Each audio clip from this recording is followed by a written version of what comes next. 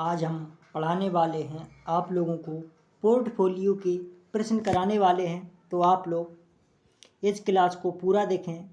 Portfolio से संबंधित प्रश्न सीटेट में ज़्यादा पूछे जाते हैं। तो पहला क्वेश्चन, निम्नलिखित में से कौन सा उच्च प्राथमिक स्तर पर भाषा शिक्षण का उद्देश्य नहीं है? कौन सा नहीं है?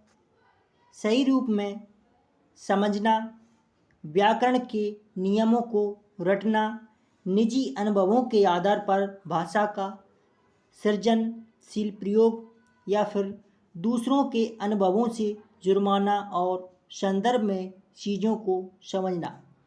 बताएं इसका आंसर कौन सा नहीं है। इसका आंसर कौन सा नहीं हो सकता, बताएं आप लोग।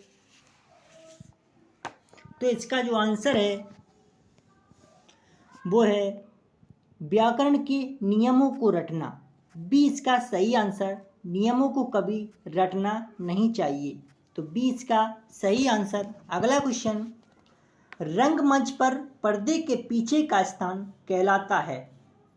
रंगमंच पर पर्दे के पीछे का स्थान कहलाता है नेतृत्व, नेपथ्य, प्रेक्षागृह, आलिंद। बताएं इसका आंसर। रंगमंच पर पर्दे के पीछे का स्थान कहलाता है नेपथ्य। बी इसका सही आंसर। अगला क्वेश्चन, SITE साइट क्या है? टीवी चैनल, उपग्रह, अनुदेशात्मक दूरदर्शन प्रयोग, या फिर ए और बी दोनों, या फिर इनमें से कोई नहीं। बताएं इसका आंसर। इसका आंसर बताएं क्या हो सकता है।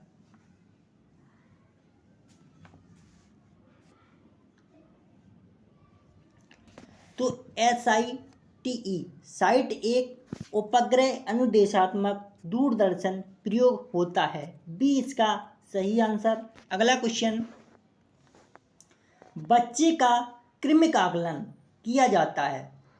तो बच्चे का क्रमिक आकलन व्याख्यान के द्वारा, पोर्टफोलियो के द्वारा, अवलोकन के द्वारा, निर्देशन के द्वारा। बताएं इसका आंसर। बच्चे का क्रमिक आकलन पोर्टफोलियो के द्वारा किया जाता है। बी इसका सही आंसर। अगला क्वेश्चन, आपके विचार से भाषा शिक्षण के संदर्भ में सबसे कम महत्वपूर्ण है।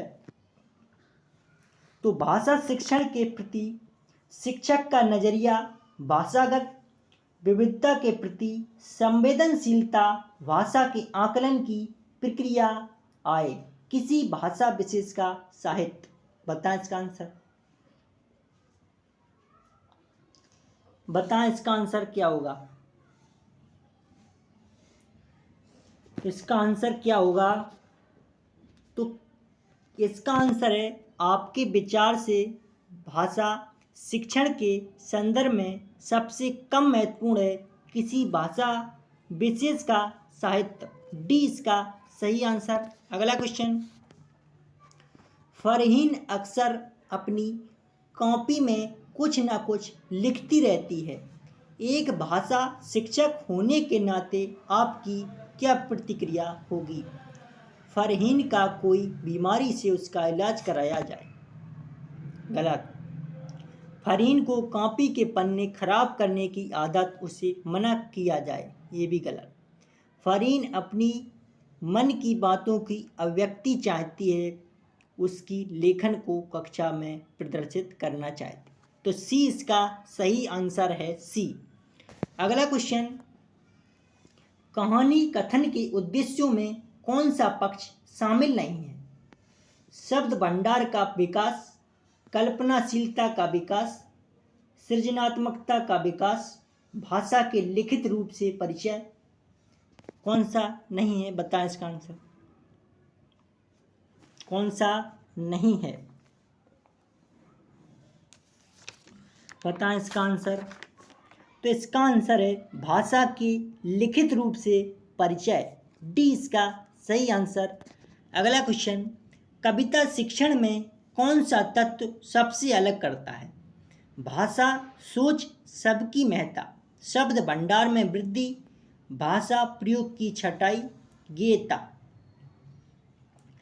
कविता शिक्षण में कौन सा तत्व सबसे अलग करता है? वो है गेयता। डी इसका सही आंसर। अगला क्वेश्चन, मंजूषा 8वीं कक्षा को हिंदी पढ़ाती है, इस स्तर पर उसे किसके लिए प्रयास करना चाहिए? मंजूषा 8वीं कक्षा को हिंदी पढ़ाती है, इस स्तर पर उसे किसके लिए प्रयास करना चाहिए? बताएं इसका आंसर। किसके लिए प्रयास करना चाहिए? तो साहित्यिक विधाओं का परिचय, बी इसका सही आंसर। अगला क्वेश्चन, परस्पर बातचीत मुख्यतः है समय की बर्बादी, अनुशासनहीनता को उत्पन्न, गलत। पढ़ने लिखने में सहायक, ये भी गलत। तो सुनने और बोलने के कौशलों के विकास में सहायक होती है परस्पर बातचीत। तो आप लोग Anushka academy Gwalior YouTube channel को सब्सक्राइब कीजिए। यहाँ पर सभी एग्ज़ामों की निःशुल्क तैयारी, और अभी इस समय जो प्रिपरेशन चल रही है वो सीटेट 2022 जो दिसंबर में होने वाला है उस एग्ज़ाम की चल रही है। तो आप लोग Anushka academy Gwalior YouTube channel को सब्सक्राइब कीजिए। मेरा नाम है दीपक सर। अगली क्लास में फिर मिलते हैं, तब तक के लिए सभी लोगों को नमस्कार।